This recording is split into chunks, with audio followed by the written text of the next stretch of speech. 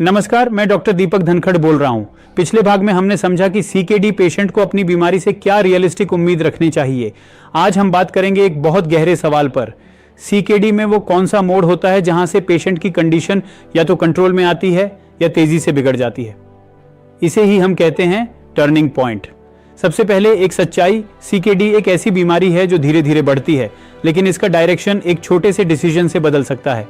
Turning point हमेशा बड़ा event नहीं होता, अक्सर यह छोटी छोटी चॉइसेस का रिजल्ट होता है।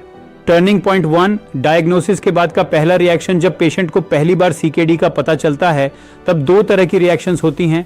कुछ लोग सीरियस हो जाते हैं, कुछ लोग डिनायल में चले जाते हैं। जो पेशेंट इस स्टेज पर डिजीज को समझ लेता है वह अर्ली कंट्रोल पा सकता है, और जो इग्नोर करता है वह डिजीज को आगे बढ़ने देता है।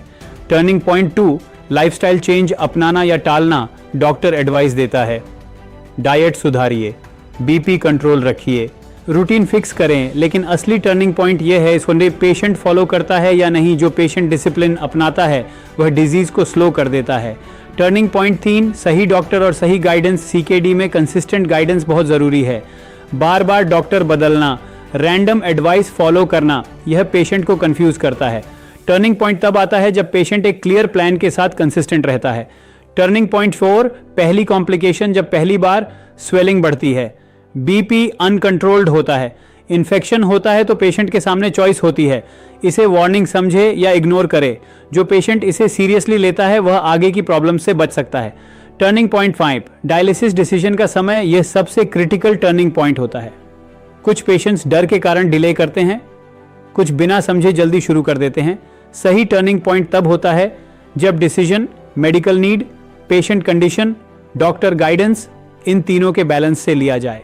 एलोपैथी का दृष्टिकोण, मॉडर्न मेडिसिन कहती है सीकेडी में प्रोग्रेशन मोस्टली प्रिडिक्टेबल होती है, लेकिन पेशेंट बिहेवियर इसकी स्पीड बदल देता है। सही समय पर इंटरवेंशन, गलत समय पर डिले, दोनों आउटकम बदल देते हैं। आयुर्वेद का दृष्टिकोण, आयुर्वेद कहता है जब पेशेंट अपने लाइफस्टाइल और माइंड को बैलेंस करता है तो डिजीज की डायरेक्शन बदल सकती है। टर्निंग पॉइंट अंदर से शुरू होता है, बाहर नहीं। सबसे बड़ा हिडन टर्निंग पॉइंट, यह बहुत सटल है। पेशेंट का माइंडसेट, मुझे कुछ नहीं होगा या मैं समझकर मैनेज करूंगा, यह सोच पूरी जर्नी बदल देती है। पेशेंट के लिए सिंपल मैसेज, अगर आप सीकेडी पेशेंट हैं तो अपने आप से पूछिए, क्या मैं सही समय पर सही डिसीजंस ले रहा हूं? क्या मैं वार्निंग साइंस को इग्नोर कर रहा हूं? आपका आज का डिसीजन आपका कल तय करता है। अंतिम संदेश, सीकेडी में कोई एक बड़ा टर्निंग पॉइंट नहीं होता, ये कई छोटे छोटे डिसीजंस का रिजल्ट होता है। जो पेशेंट हर स्टेप पर सही चॉइस करता है वही धीरे धीरे डिजीज को कंट्रोल में ले आता है।